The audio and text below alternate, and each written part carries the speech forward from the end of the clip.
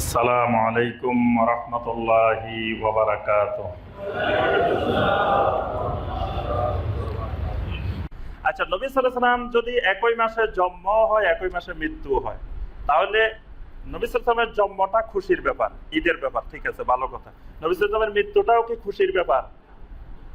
তো তাহলে এটা ঈদ হয় কেমনে? রবিউল আউয়াল মাসের 12 তারিখে যদি নবী সাল্লাল্লাহু আলাইহি ওয়াসাল্লামের জন্ম হয়, মৃত্যু হয়, তাহলে এটা তো ঈদও হইল জন্মের কারণে, আবার শোকের দিবস হতো।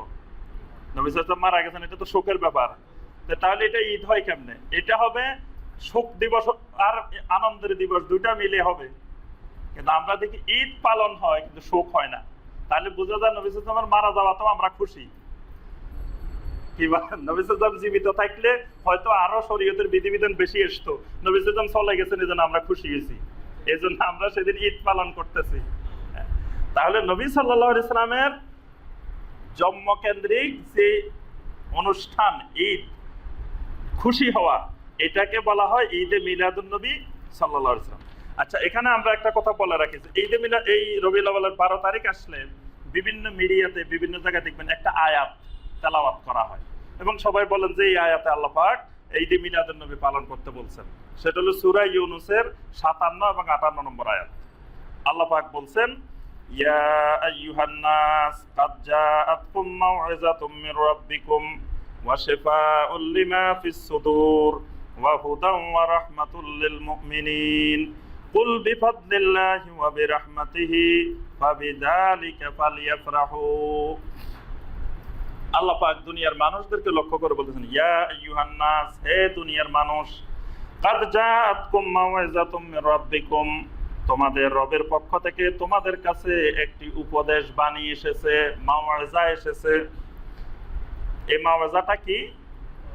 কোরআন। কোরআন আসছে, কোরআনের কথা বলছেন আল্লাহ। রবের পক্ষ থেকে তোমাদের কাছে একটা উপদেশ বাণী এসেছে, ওয়া শিফাউল লিমা ফিস সুদুর, এবং এটা হলো তোমাদের অন্তরের ভিতরে যত রোগ আছে সব রোগের এটা শিফা।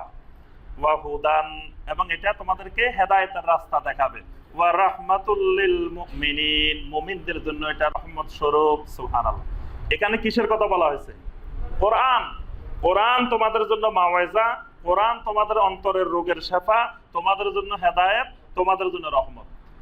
আল্লাহ পাক এরপর বলছে, কুল বিফাদলিল্লাহি ওয়া বিরাহমাতিহি, রাসূল আপনি দুনিয়ার মানুষকে বলে দিন, আল্লাহ যে তোমাদের প্রতি এত রহমত করলেন, এত অনুগ্রহ করলেন, তোমাদেরকে এরকম একটা কিতাব দিলেন, ফাবিযালিকা ফালইফরাহু, এই কারণে তোমাদেরকে বেশি বেশি খুশি হওয়া উচিত, তোমাদের আনন্দিত হওয়া উচিত। আল্লাহ আমাদেরকে এরকম একটা কিতাব দিবেন, যেই কিতাব একসাথে উপদেশ, একসাথে শিফা, একসাথে হুদা, একসাথে রহমত। সুবহানাল্লাহ।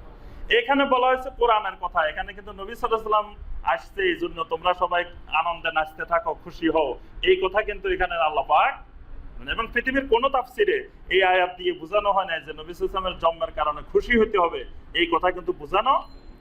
আচ্ছা, নবী সাল্লাল্লাহু আলাইহি ওয়াসাল্লামের ইন্তেকালের পর আমরা একটা ঘটনা শুনি সব সময়, যে আবু লাহাব নাকি তার দাসীকে আযাদ করে দিছে।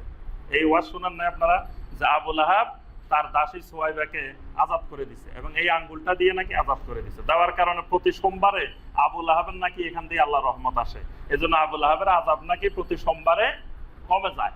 আমরা ছোটবেলা থেকে বাসেন, এটা মিথ্যা কথা, এইরকম কোন বর্ণনা হাদিসে আসে নাই। তো আচ্ছা, আবু লাহাব তো মহা খুশি হয়েছে, বোঝা যায়। আবু লাহাব খুশি হয়েছে না নবী সাল্লাল্লাহু আলাইহি ওয়াসাল্লামের ইন্তেকালে? আবু লাহাব তো খুশি, যে হ্যাঁ, নবী সাল্লাল্লাহু আলাইহি ওয়াসাল্লামের জন্মের দিন, মানে জন্মের পরে তার দাসী আযাদ করে দিয়েছে। তো নবী সাল্লাল্লাহু আলাইহি ওয়াসাল্লামের জন্মে আবু লাহাব খুশি। তো খুশি হয়ে তার লাভটা কি হয়েছে? খুশি হইতো সে জাহান্নামী। আর যেদিন নবী সাল্লাল্লাহু আলাইহি ওয়াসাল্লাম জন্মগ্রহণ করছে, আবু বকর, ওমর, ওসমান জানতোই না।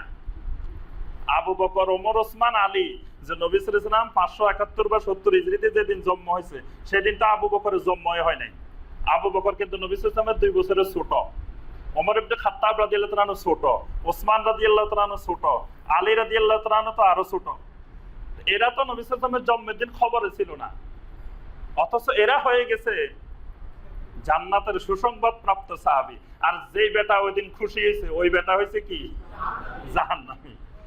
তাহলে খুশি তো সমস্ত উম্মত খুশি। কি আমরা নবী সাল্লাল্লাহু আলাইহি ওয়াসাল্লামের জন্মে খুশি না? সমস্ত উম্মত খুশি।